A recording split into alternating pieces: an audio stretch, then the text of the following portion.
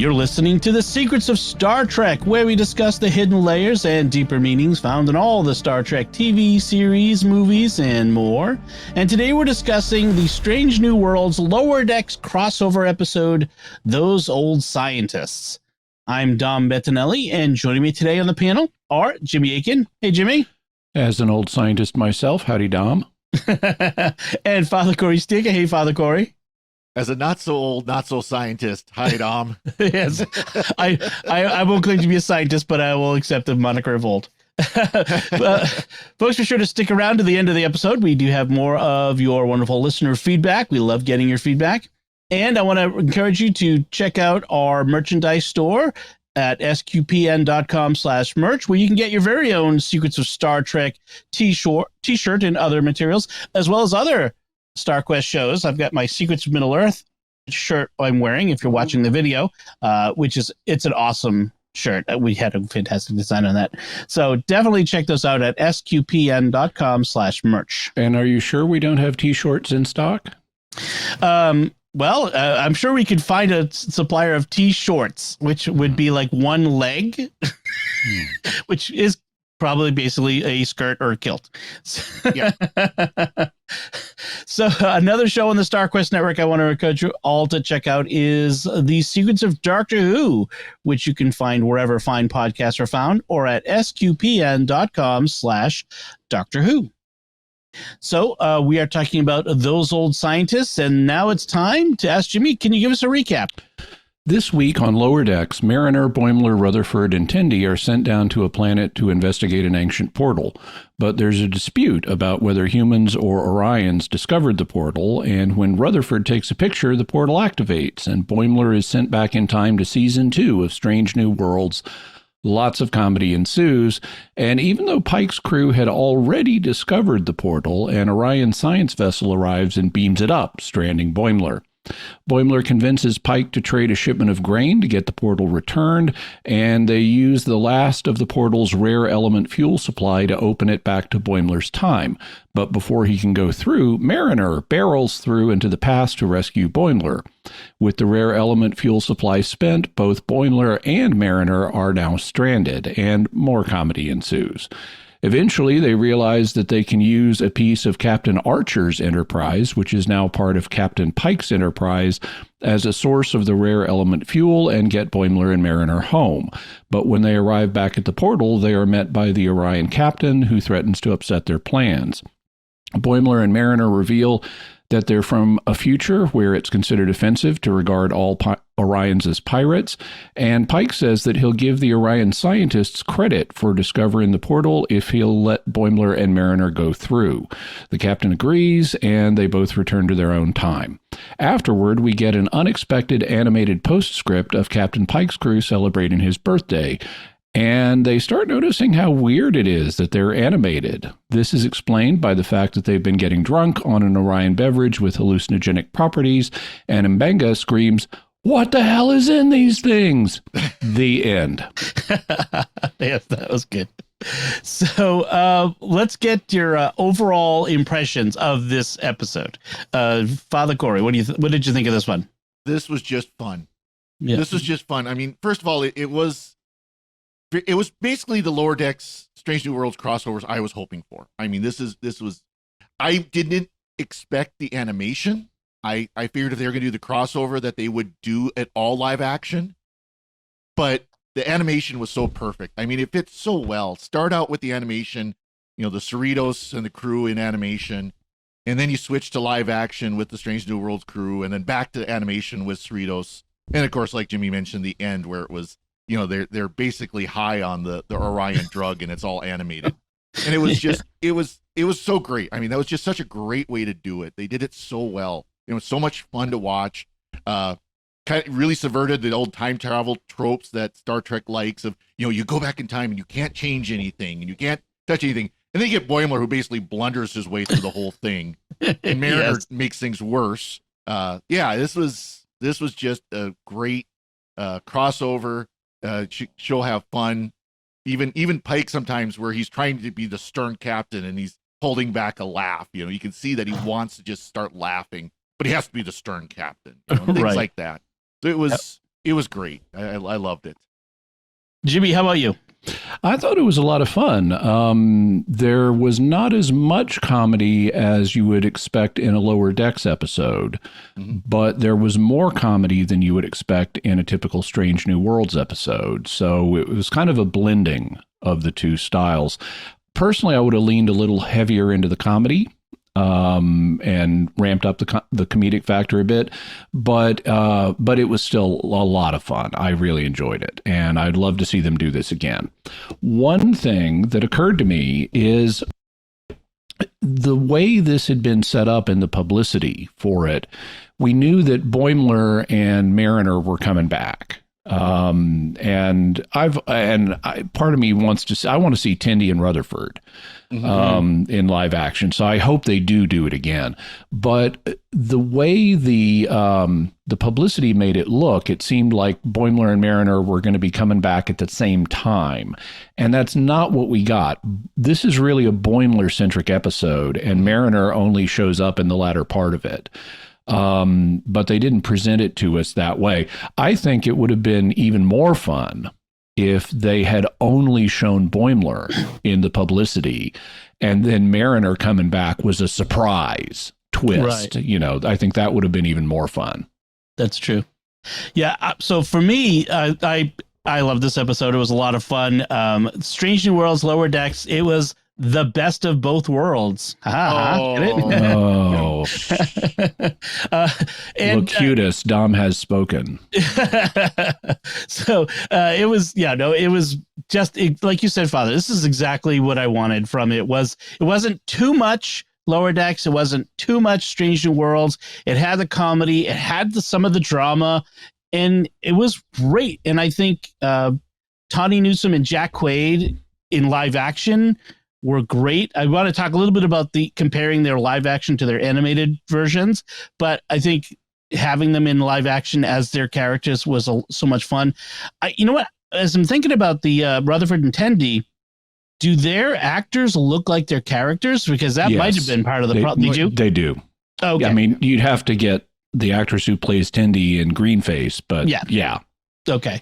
Yeah, that was just occurred to me. I didn't look it up ahead of time. And you'd have to get the actor who plays Rutherford in cyborg gear, but yeah, they look like their characters. But yeah, that's all possible. So this episode was directed by Jonathan Frakes, which was great. The live action part was. The animated part was directed by one of the Lower Decks directors. Interesting. Yeah, they don't have that credited, but yeah, I would assume because directing animation is a whole different thing.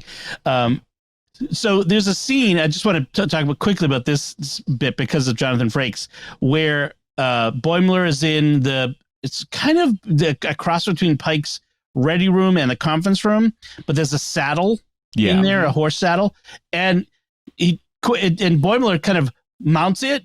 Yeah. But as he does, he kind of says quickly, Riker. Yeah, and he does the Riker maneuver, which is sitting down by slinging your leg over the back of what you're about to sit on, and that was ad-libbed. Yeah, on Jack Quaid's part. He's got Jonathan Frakes there directing him, and he's supposed to sit on the saddle, and he slings his leg over it and just spontaneously says Riker. This is awesome. Yeah, Frakes said his wife just yelled when as soon as he did that. And I was watching the Ready Room. They did the post show with Will Wheaton, and Will Wheaton says, as a kid, he thought that was the coolest thing. So every time he sat down in a chair, he did the Riker. So the three of them bonding over this Riker. I just love that. I'm going to do that from now on. When I can't actually swing I'm short enough. I can't really do that on a lot of chairs, but whenever I can, I'm doing a Riker. One thing you talked about the animation versus the live action. I think they did a really good job of making them match, as far as how everything looked, but that it did seem seamless to me, that it wasn't almost jarring, that going from the animation to live action and back. And obviously you've got this time portal that gives you that. It's not like you turn a corner and you go from live action to animated, but still that there's that seamlessness that they can get it so that it fit well.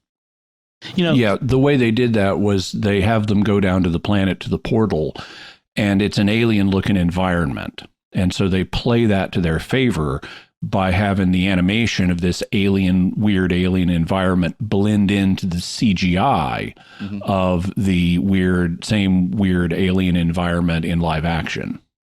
including the design of the portal, which I think was very clever, that they designed it in such a way in both animation and in live action that it works in both. That doesn't always happen. So that was really good.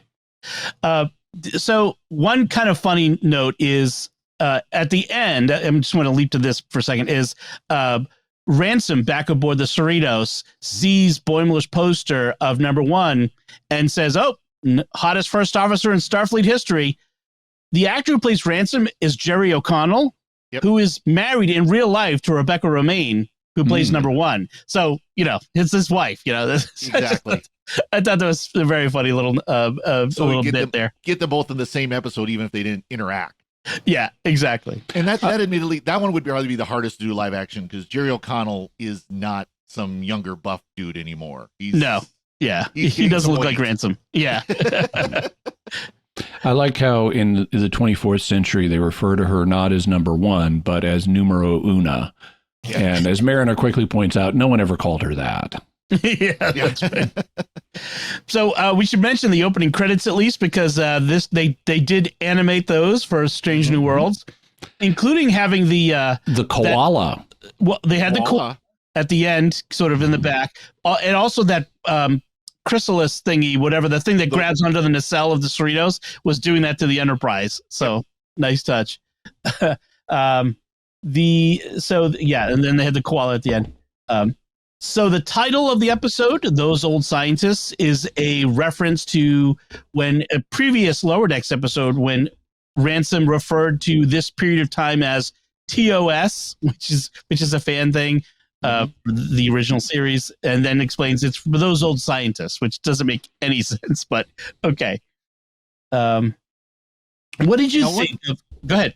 Okay, so one thing they did say as part of this is that the Pike crew of the Enterprise is the original crew of the Enterprise.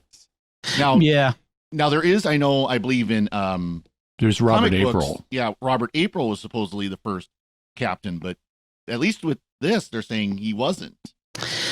That seems to be an error, because I think in the premiere episode of Strange New Worlds, they reference April having been the previous captain, I think, don't they?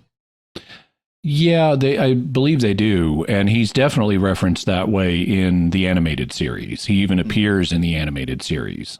Yeah, so I think that's just it has to be a little bit of a writing error. And of course, that's one of those things you could go, well, this is 120 years later, and maybe Starfleet records aren't quite as flawless as people's memories. Yeah.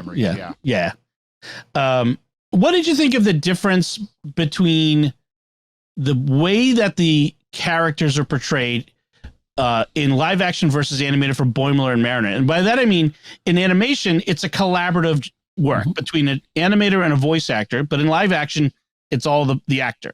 So what did you think of the difference between Boimler and Mariner? Well, I thought they're written a little less comedically than they normally are.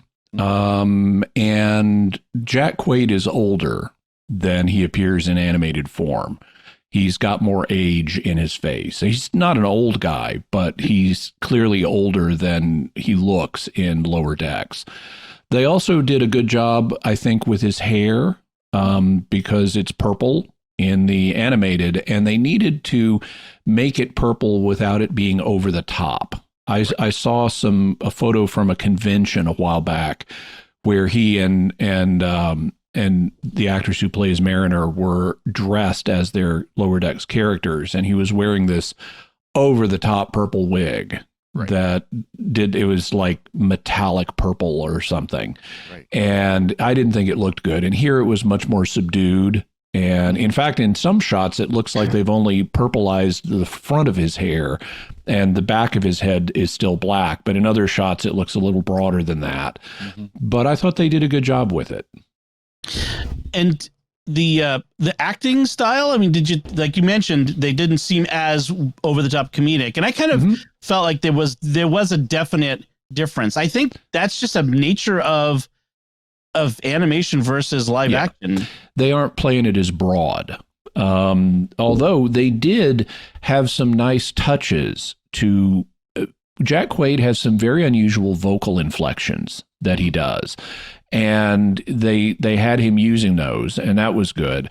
One person I saw commenting on the episode before it came out was wondering, are we going to get the patented Boimler scream? Because Boimler has this really distinctive, girlish, panicked scream that he does in a lot of Lower Decks episodes, and we got that here. It's when he and Spock are using the matter reconstitutor or whatever it is. They're trying to make the unobtainium for this episode, and it's getting ready to explode, and Boimler has his girlish shriek. So they got that in. That was good. And definitely with his facial features, you could see that he was playing up the same features that you see with Boimler all the time. Where he's talking about and some of his actions too. He's talking. They're in the bar there on the Enterprise with Chapel and Ortegas, and he goes, "Oh yeah, I know that this is his birthday because it's a holiday at my time." Crap! His head hits the table. Very Boimler thing. Yeah, that was good. Just stuff like that. So I thought they really did a good job of taking things that they do in animation, of course. That you've got much more freedom with movement, and putting him on a live action person. Right. So yeah, I think they did a good job with understanding the limitations of live action versus animation, but bringing over the facial features and movements. I liked that they didn't have the comedy land all on Mariner and Boimler. They let the Lower Decks crew have comedic moments too. The Strange New Worlds crew, yes. I'm sorry, the Strange New Worlds crew have comedic moments too. Like at the beginning, after Boimler's come back and he's still unconscious, number one is walking down the hallway with Pike, and she's showing him Boimler's Delta and says, "Spock analyzed this, and it's not only for identification, it's also a communicator." Mm-hmm. And Pike says, "But flipping it open is the best part." Yeah. and number one says, "Yeah, I like ours better too." And that was just a great little thing to add, and it was nice that they got comedy. And then later in the scene that Father Cory was mentioning, you have Boimler is in the bar, and Chapel and Ortegas come up to him, and they both prank him. Yeah. Like Chapel is saying, "So, have you hit the uncontrolled vomiting yet?" And he's like, "What?" And so it's a common symptom of chronoton poisoning, and they're just making it up. There's also a nice line where Ortega says, "So, what's it like living in the future? I mean, do you have jetpacks?" And Chapel leans over and says, "We have jetpacks." And she's like, "Yeah, but smaller jetpacks." You make a point. Like, one of the things that makes Lower Deck so good is how often the jokes they land for fans, true fans, people who've loved the show. They're deep into it, whether for 50 years or they're new to it, but they love it and they get deep into it. And things like, but flipping it open is the best part is such a fan thing, or even just calling it TOS and that sort of stuff. And so to bring that from Lower Decks to Strange New Worlds and to kind of continue that, understanding what it is about Lower Decks that the fans really like and those sorts of things. Yeah. So I really enjoyed that.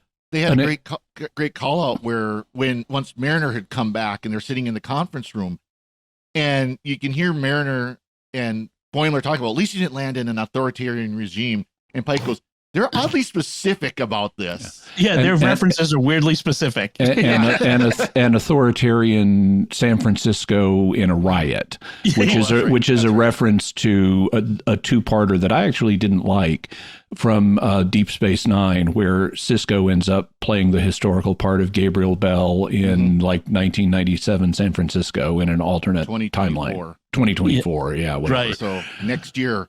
Oh yeah, we may get that. They also do have a lot of little callbacks for fans, like that wouldn't really make sense. Like at one point, Ortegas is walking down a corridor with Boimler, and she's telling him don't, or actually it's La'an, yeah, and tells him don't disclose any more information about the future. And he raises his hand and says, Worf's honor.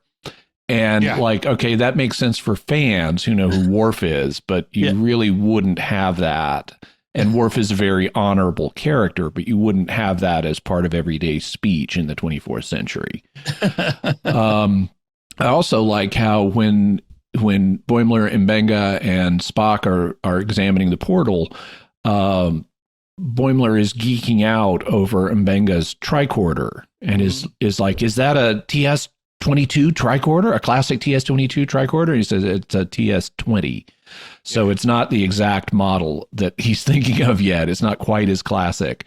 But Boimler says, they never improved on this design. I mean, we've made them smaller and arguably less likely to explode, but still. It was like, well, there were some exploding tricorders in TOS. And even goes in the background's like, explode? But that was kind of a callback too to DS9, because the DS9 episode where they go back to the Tribbles. Right. Yeah. Where Jadzia Dax is geeking out over the design of the tricorder. That's true. How it looks so industrial and all that. So that's kind of a callback there too. They're also able to use the humor in the show to say things that fans have been saying. Like at one point, Boimler is complimenting Captain Pike, and he mentions Pike's strengths, his diplomacy, his patience, his kindness, his really great hair. Yeah.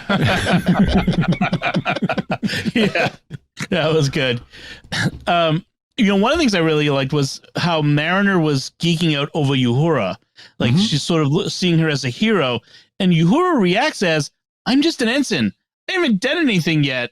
This is a lot of pressure that you're telling me that I'll be known in 120 years. Like, I was thinking, imagine knowing that in 120 years, someone will still know who I am and look up to me as a hero.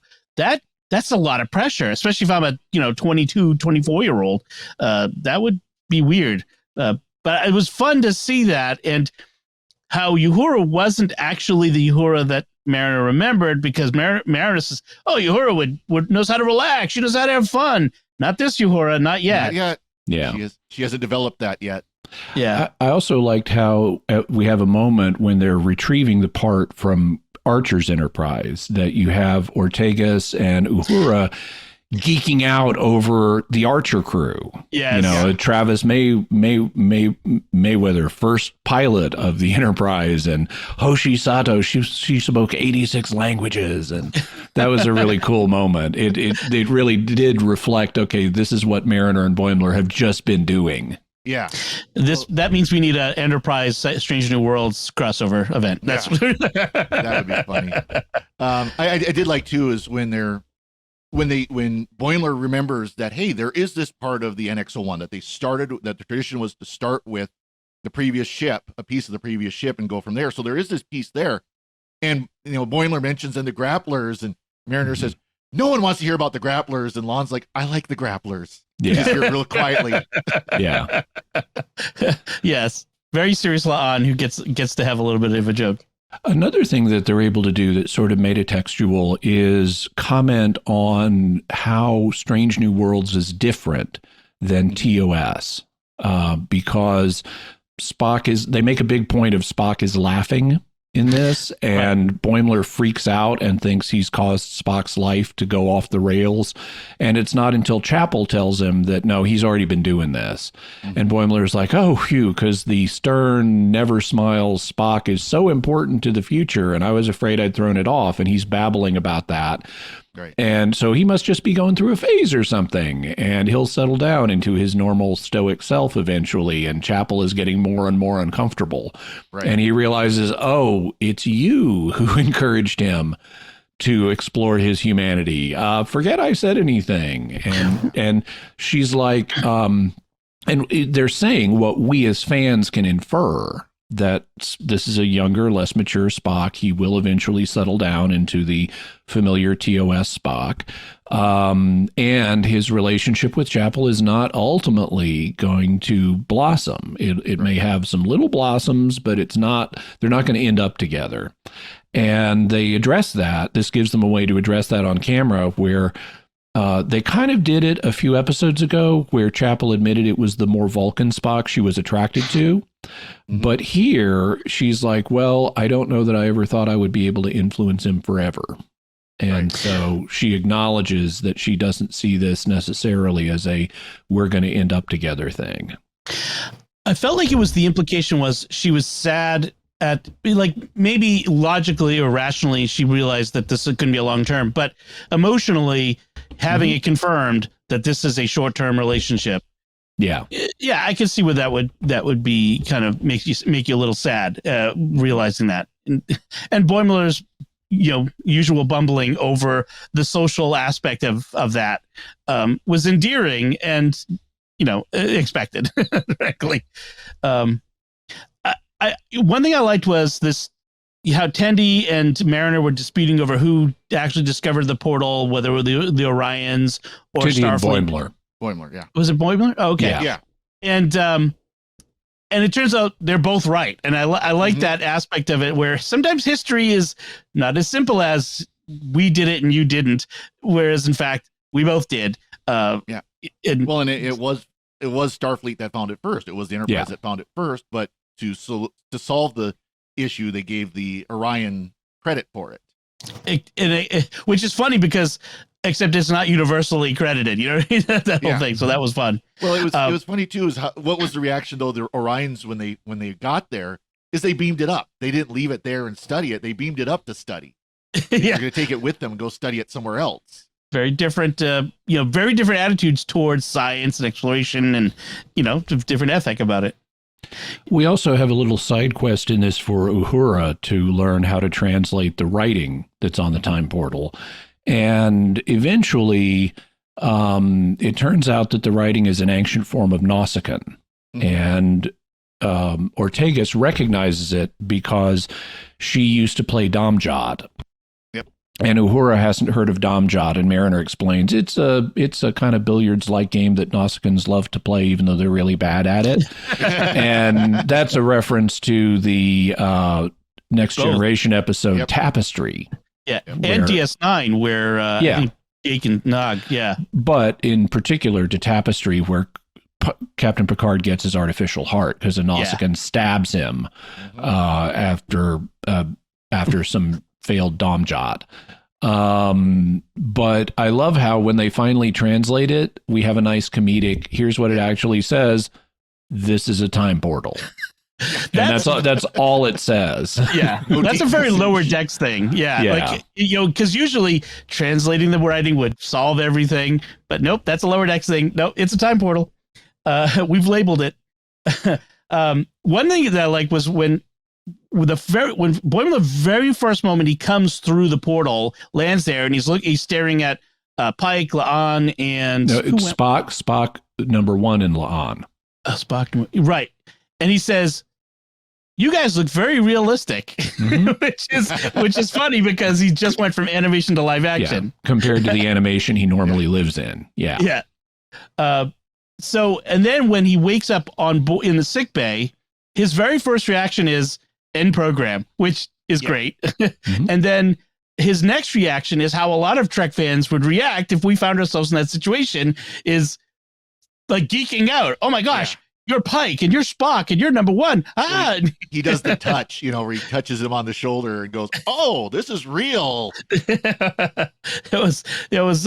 I love those reactions in those first moments and how he reacted and they reacted to him. Well, and even like he tries to do the time travel thing where he doesn't reveal he's from the future. 5 digits. Oh, that's a very normal stardate number. And he's like, Pike is. We know you're from the future. There's another really Lower Decks moment where after the Orions have stolen the portal, they're trying to figure out how to track him, and Spock says, if with sufficient time I could maybe brute force one, but for the moment there's no way to track them. And Boimler is like, well, I know how to track them. And they're like, but you can't use the knowledge you have from the future. And it's like, well, you guys could just not look. and so that's what they do. They let Boimler rewire their tracking system to find the Orions, and all of the bridge crew are just standing there with their backs turned, which is hilarious. And he's like tangled in all the wires and stuff. Yeah. Well, even number one's reaction is like, we can't just not look. Can we? Can we? Yeah. But that's a very Lower Decks kind of thing. That's exactly what they would do on Lower Decks if they got a time traveler from the future. Right. When he first gets to the bridge, he's like NCC 1701-nothing. And then, was it Ortega said, or Laan says, or was it Uhura? What would come after the dash? Like we didn't do Dash A ships back then. Enterprise was the first to get a Dash A. Yeah. He also calls Ortegas a war hero, which is interesting. We haven't gotten the story on that yet. I thought we might actually in the next episode. It's from the Klingon War. She's a war hero from that. Right. But we don't know how. And I wonder if that's we've got little bits of the story, but not much. We don't know much about it yet. So that's coming soon. Yes. So I like the fact that Pike's reaction to Boimler's fanboying is to kind of think maybe his future isn't so bad. Although Boimler doesn't, he does this very interesting physical thing where he's like, oh, Pike, and he kind of motions a little, or was it Mariner, to face and body, like Mariner, right? When she shows up, like, oh yeah, the thing. And again, Pike reveals he knows what's coming for him. Right. Yeah, they're talking about why he didn't want to have a birthday party. And of course, they're assuming it's because they know how many years he's got left. And he goes, no, it's not because of that. I know about that. It's because of his relationship with his dad. Right.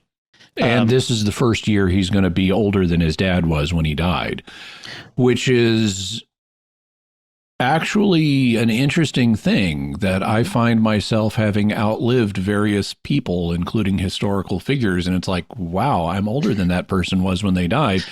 And actually, this is the first year that I'm older than my mom was when she died. She died very unexpectedly based on the lifespan of women in her family. She should have lived into her late 90s. Oh, wow. But she died 40 years early. And it's like, okay, I'm a year older than my mom was when she died now. Wow. Yeah. I like that Boimler, this was a more serious moment in the more dramatic, and Boimler encourages Pike to remember, just like you would give anything, all the years you have left, to spend another birthday with your dad, even though he had a bad relationship with him, which I'm kind of feeling because I lost my dad in the past year and my mom. But he says your crew will want to have given all the time that they have to have another opportunity with you as well. Like, think of what they need. And if Pike was cynical, he would have said, and no matter what I do today, they're still going to feel that way. So I'm going to get drunk and have that imaginary argument with my dad. Yeah. Right. Now, contrast Pike's reaction to Boimler's fanboying to Una's reaction to Boimler's reaction to her, which is he kind of screams and runs away every time he sees her. And she thinks, is something really wrong with my future? And it turns out it's not. Well, but they reveal it in a very interesting way, because Mariner says, oh, he's got a poster of you by his bed. It's not what you think. It's not your future. He's just got a poster of you by his bed. She's like, a pinup poster? As well, it's a poster and it's pinned up. Are we talking about the same thing? And number one is, I don't want to know. So she's thinking Boimler has a crush on her, that she's a pinup girl for Boimler. But then later, no, it's a recruiting poster. It's not like a wet T-shirt poster or something. Yeah. She's the literal poster girl for Starfleet recruiting. And the poster on it has ad astra per aspera, which, I think, she's visibly moved by the idea that what she just went through a couple episodes ago is something that lives on and becomes a Starfleet motto, which is quite the turnaround, from the way they treated it. And then she scolds them for breaking temporal protocols and telling her.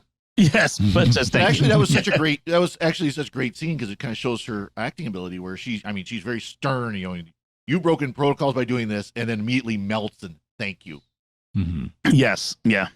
I liked it, how Boimler sees this as, and I think he said this in the Lower Decks episode where they talked about TOS, as the great age of exploration. And I can imagine, when you look in the past, we have this tendency sometimes to romanticize, look at golden ages. And and he sees this period from his viewpoint, as a golden age of exploration where things that to them are sort of well-known and well-trod paths back then were still new and exciting and unvisited. Yeah. On the other hand, no air conditioning, rare baths, and no antifungal athlete's foot powder that works.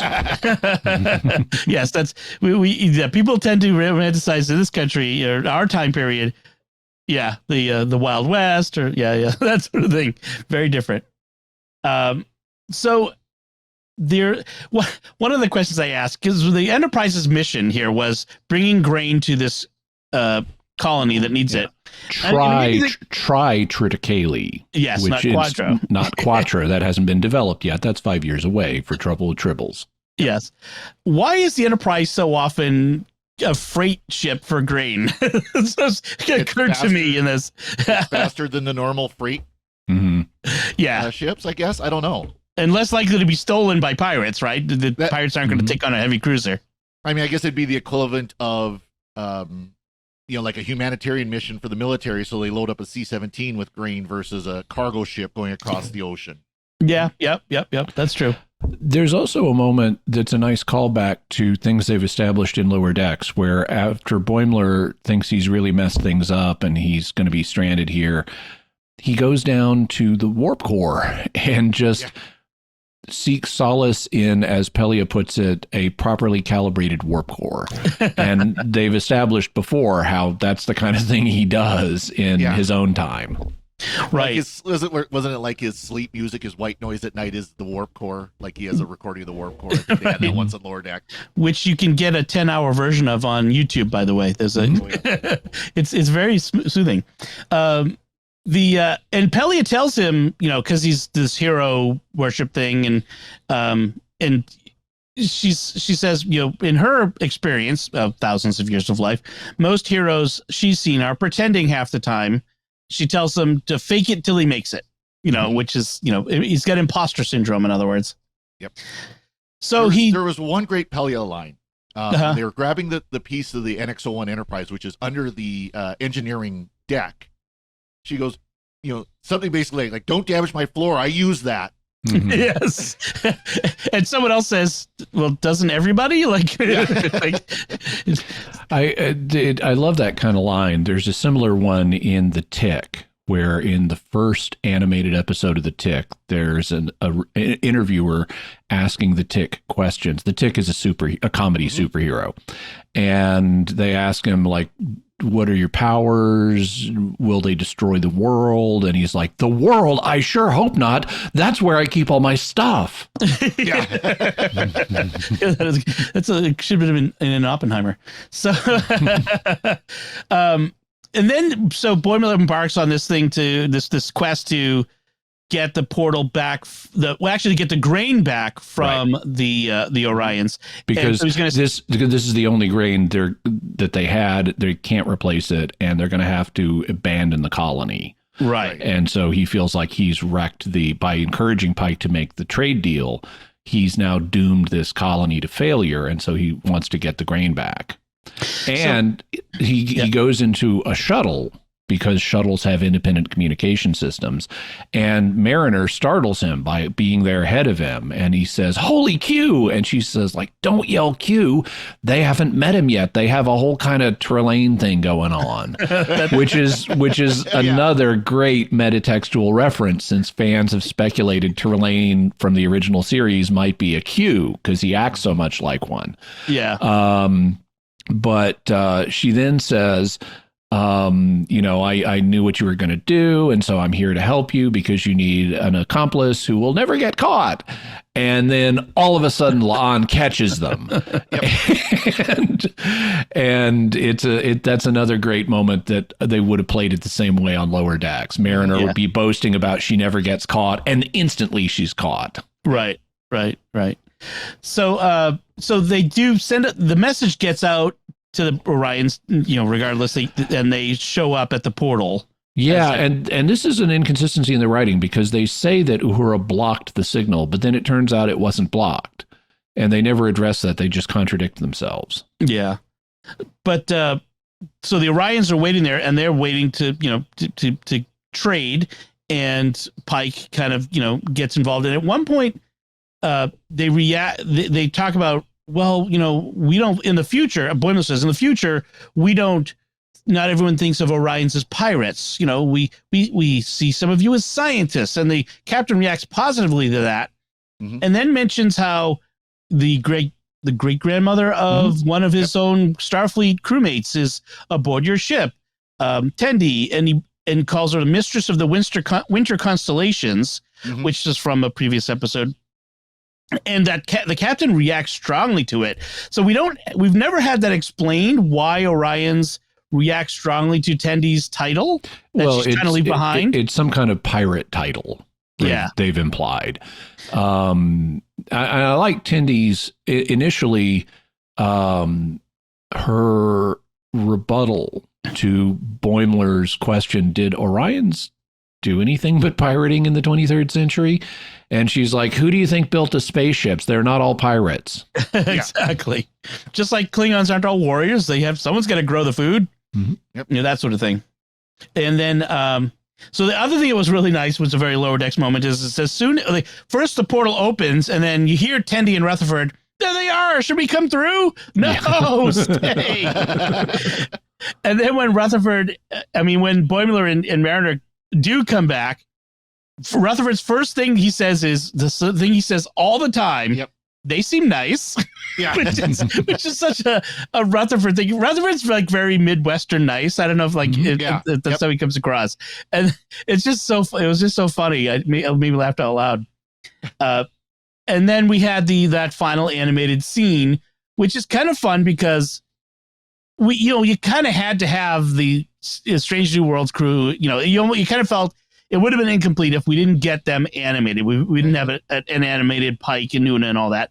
But they incorporated so well as in, they're hallucinating because they made those Orion Hurricanes with real Orion Delak with their whatever that is. And they're all like taking a really bad trip, which was really funny. Which Mariner sets up by saying earlier in the bar when she's made fake Orion Hurricane, she says, I couldn't get real Delak, but that's okay. That stuff will mess you up really bad. Yeah, right. I like Spock's like spaghetti arm. Like he's like, my arm's like doing really weird things. One of them said, I feel almost like I'm two-dimensional. Yeah. I think Ortega says, and my eyes feel like they're bulging. Do any of you have eyes that feel like they're just huge? Yeah, right. So such fun, so fun. So any other notes from this episode, Father Cory? So one thing we didn't mention is the grain was going to the colony at Setlik 2. And of course in DS9, Miles O'Brien was the hero of Setlik 3 during the Cardassian War. Oh, I knew I heard that before. That's right. Yeah. Interesting. Anything else? Nope, that's it. How about you, Jimmy? I like how Spock and Boimler wear protective eyewear when they're fooling with the matter transmuter. You don't see a lot of protective eyewear in Star Trek, but it's good lab protocol. They're also wearing like gloves and stuff, which is also good lab protocol. And I noticed based on the ensign's log that Boimler does at the beginning of the episode, based on the star date, this episode is set in the second half of season 3 of Lower Decks. So we've already gone past this in the Lower Decks timeline with the final episodes of season 3. Interesting. Right. I think that was even mentioned on Memory Alpha, like where exactly it falls in that season. Was it? Yeah. Well, in any case, I can't find it really quick, but yeah, that's true. That's true. Anything else? Nope. Awesome. So a lot of fun episode. Before we go, I want to get to that feedback we had, and this came from our episode 270 charades. Joby sent an email and said, when we watched this episode, my wife declared that Vulcans celebrate Festivus because this was the airing of the grievances, which is such it's a reference to the 90s sitcom Seinfeld, where they had a made up holiday. George's dad, George Costanza's dad, had a made up holiday called Festivus, which was around Christmas time, which included a Festivus pole, but also the ritual airing of grievances. So Very good. I'm sorry I missed that when we first discussed it. So that's it for this time. Before we go, I want to take a moment to thank our patrons who make it possible for us to create the Secrets of Star Trek, including Alfredo B., Edward G., Ian J., Trey K., and Faker Mage. Their generous donations at sqpn.com/give make it possible for us to continue the Secrets of Star Trek and all the shows at StarQuest. And you can join them by visiting sqpn.com/give. So that's it from us this time. What did you think of Those Old Scientists? You can let us know by commenting on the show at sqpn.com/trek, our Facebook page at facebook.com/StarQuestMedia, or send an email to trek@sqpn.com, or visit our Discord community at sqpn.com/discord. And you can watch The Secrets of Star Trek on our YouTube channel at youtube.com/StarQuestMedia, where you should make sure to leave a comment, like the episode, and hit the bell to get notifications. We'll be back next time when we'll be discussing the next new episode of Strange New Worlds, Under the Cloak of War. And you should have that actually pretty quickly after you get this one, because the way that they drop these episodes are on top of each other. So until then, Father Cory Sticha, thank you for joining me and sharing the Secrets of Star Trek. Thank you, Dom. And Jimmy Akin, thank you as well. Thank you, and live and live. And once again, I'm Dom Bettinelli. Thank you for listening to The Secrets of Star Trek on StarQuest. And remember, have you noticed that their references are weirdly specific?